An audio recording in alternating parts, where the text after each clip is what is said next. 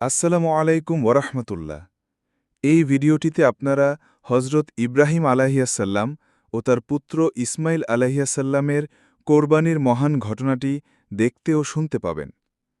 দেখুন, হজরত ইব্রাহিম আলাইহিয়াসাল্লাম গভীর ঘুমে মগ্ন। ফেরেশতাদের মাধ্যমে আল্লাহ তাআলার পক্ষ থেকে এক বিশেষ প্রত্যাদেশ আসছে। তিনি স্বপ্নে দেখছেন আল্লাহ তাকে তার সবচেয়ে প্রিয় বস্তুটি কোরবানি করার নির্দেশ দিচ্ছেন। এই স্বপ্ন ছিল এক কঠিন পরীক্ষা।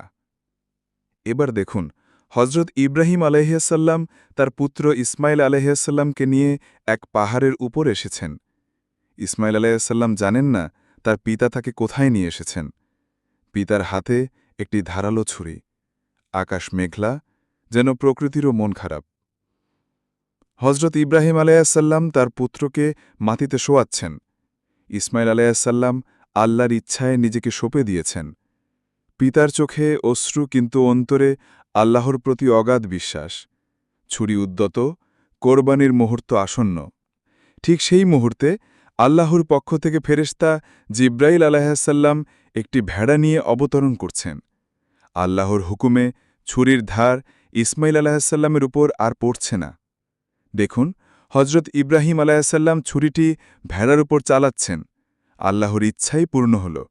ইসমাইল আলাইহিসসালামের পরিবর্তে একটি পশু কোরবানি হল। কোরবানি সম্পন্ন হবার পর পিতা ও পুত্র একে অপরের সাথে আলিঙ্গন করছেন। তাদের চোখে আনন্দ ও কৃতজ্ঞতার অশ্রু। আল্লাহর পরীক্ষায় তারা উত্তীর্ণ হয়েছেন। তাদের এই ত্যাগ ও আনুগত্য কিয়ামত পর্যন্ত মুসলিম উম্মার জন্য অনুকরণীয় দৃষ্টান্ত হয়ে থাকবে। এই ছিল হজরত ইব্রাহিম আলাইহিসসালাম ও তার পুত্র ইসমাইল আলাইহিসসালামের কোরবানির সংক্ষিপ্ত ঘটনা। এই ঘটনা আমাদের ত্যাগের মহিমা ও আল্লাহর প্রতি অবিচল থাকার শিক্ষা দেয়। আল্লাহ আমাদের সবাইকে